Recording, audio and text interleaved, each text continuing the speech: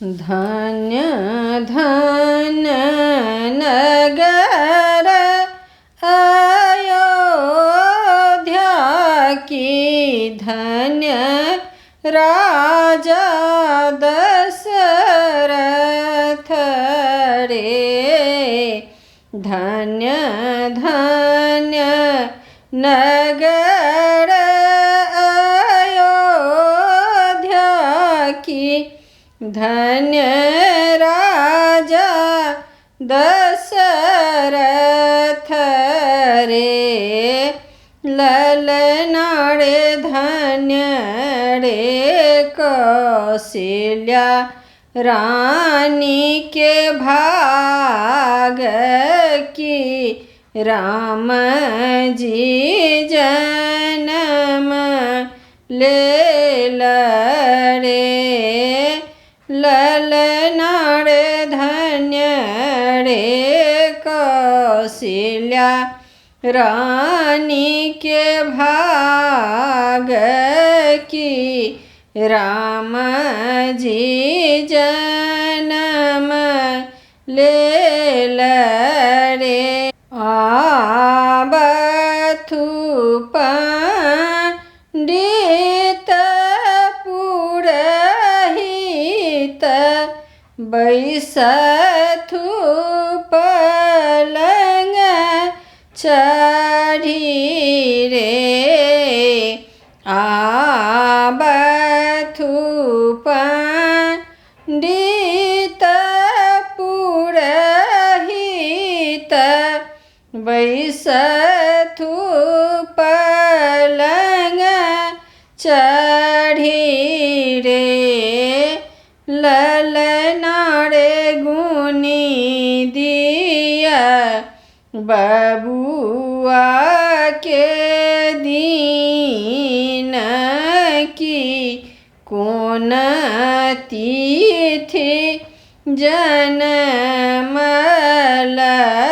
रे। ललनारे गुनी दिया बबुआ के दीन की, कौन तिथि जनमल रे।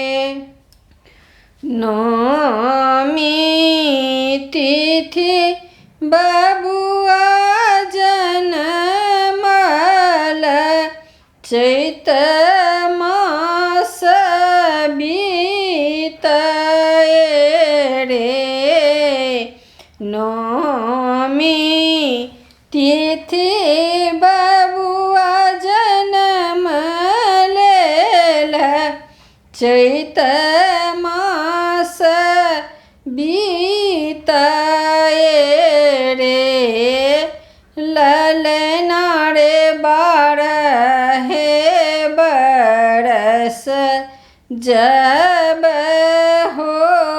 होयत, बनहि चली जायत रे। ललनारे 12 बरस जब होयत, बनहि चली जायत रे। एतबा बचन जब सुनलनि, इहो राजा दशरथ रे। ललनारे धरती खसल मुरुछाई की, आब कोना बाँचब रे।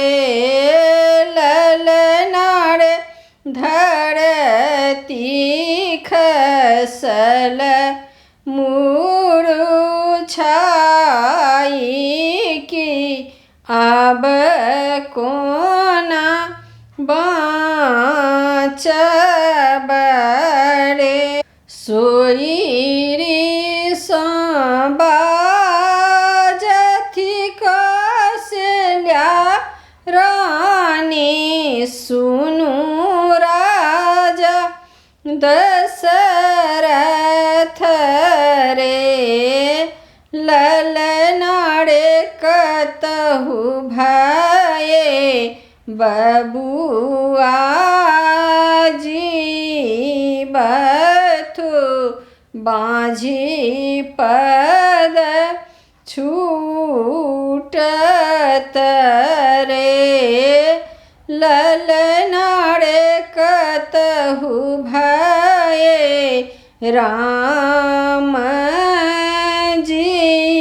जीवथु बाँझी पद छूटत रे जखन ही राम जन्म लेल ईश्वर दहिन भेल रे जखन ही राम जन्म लेल ईश्वर दहिन भेल रे ललनारे दुष्ट मरए हिया फाटी मित्र घर सोहर रे ललनारे दुष्ट मरए हिया फाटी मित्र घर सोहर रे कथी पैसी कौशल्या नेली किया दीप देलनी रे ललनारे कौन